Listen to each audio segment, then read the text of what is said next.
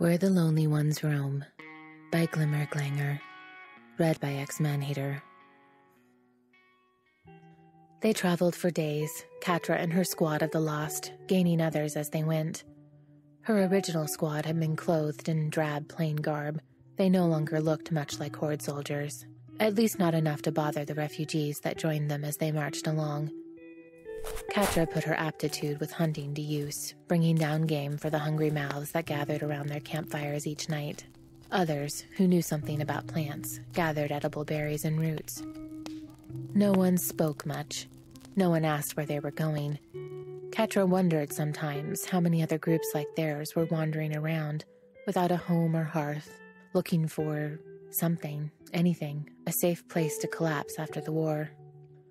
She had nearly 20 people with her by the time they reached the borderlands along the Horde's forward lines.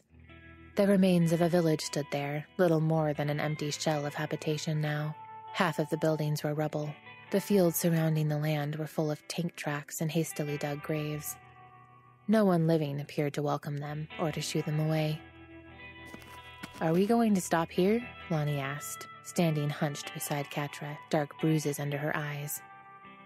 "Sure," Catra said, looking at the gutted buildings and the desolate land all around. "Why not?"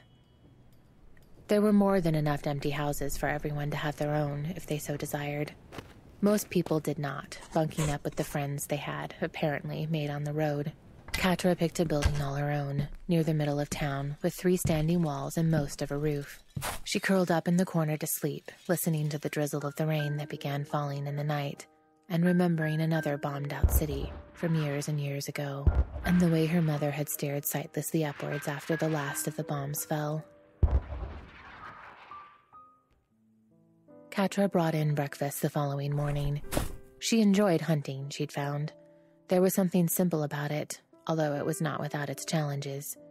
The group required far more to eat than Adora had.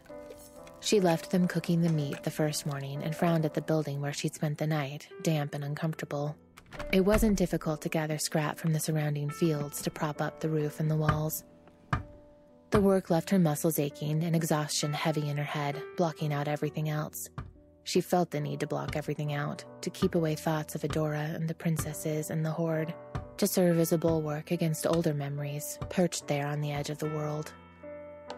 So she worked, from the time the sun woke her until it set, moving on to other buildings as hers regained some semblance of livability.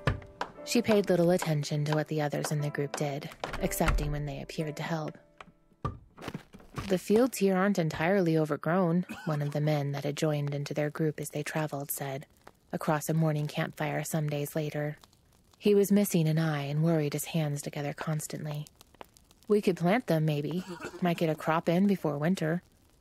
He looked at Catra, a question in his eyes. She shrugged back at him, unsure why he was asking her opinion. She'd never farmed a day in her life and had little intention of starting now. Her diet consisted mostly of meat, anyway. "All right," she said, when he just kept staring at her, and he nodded, moving off to talk to a group gathered around a different fire.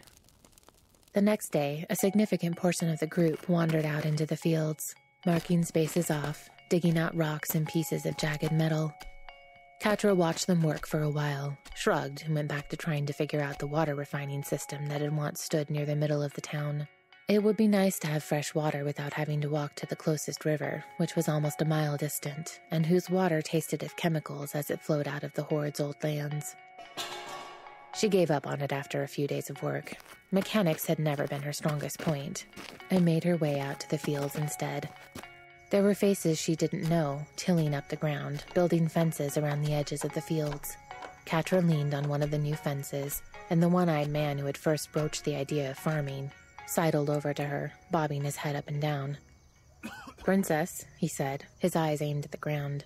The word dug down into Catra's head and chest with hot claws, running electricity through her nerves, sharp and unpleasant. "It's an honor." "What did you call me?" she interrupted, drawing back, feeling disgust twisting at her mouth. The man glanced up at her, his good eye wide. Princess, "I'm no princess," she said, strangling off the desire to hiss it.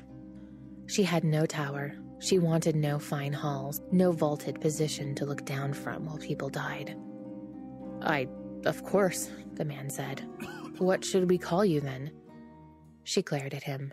My name is Catra, she said. She reached out and took the shovel from his hands, stomping off into the field to help dig up a particularly large stone, the labor clearing out some of the buzzing anger from her head. People trickled into their little camp steadily over the coming weeks. Sometimes Catra looked around and didn't recognize anyone.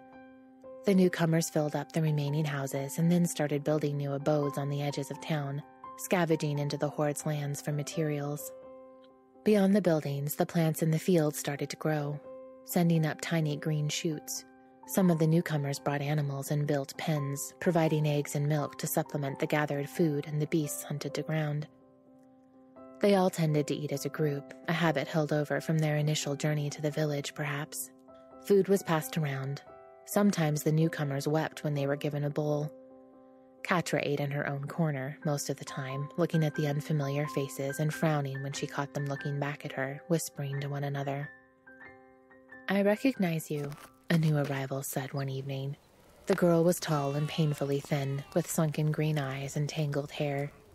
She stood in front of Catra's fire, her hands balled into fists by her sides. She had not yet visited the stew pot. You were a force captain, with the Horde. Catra stared back at her. No one had mentioned the Horde in weeks. She raised her chin, her claws itching at the tips of her fingers. Yeah, she said. I was. The girl swallowed hard and shifted her weight from foot to foot. Does that mean people from the Horde are welcome here? Oh, Catra said, leaning back against the wall, taking another look at the girl, the way her hair was growing out, the rags she was wearing, spotting Horde insignias hastily defaced and hidden. Catra shrugged. Yeah, everyone's welcome here, I guess, as long as they don't cause trouble. After all, who was going to tell anyone to leave? The girl's mouth quivered, her eyes shone. She said, Thank you. Thank you. Go eat, Catra said, setting aside her bowl and standing. And then you should find somewhere to sleep for the night.